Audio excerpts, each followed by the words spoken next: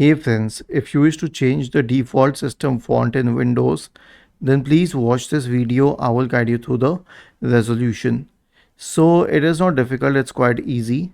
You have a list of commands here. I will share these commands in the description section of the video.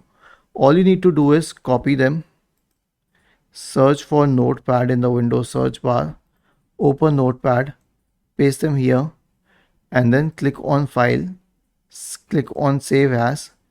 Change the save as type to all files, name it font.reg and save it to the desktop and click on save. Now a file will be created here.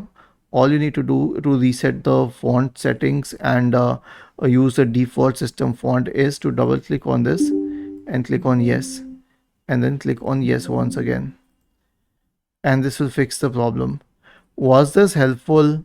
If yes, then please subscribe to the channel. If not, then let us know in the comment section of the video on how we could help you further.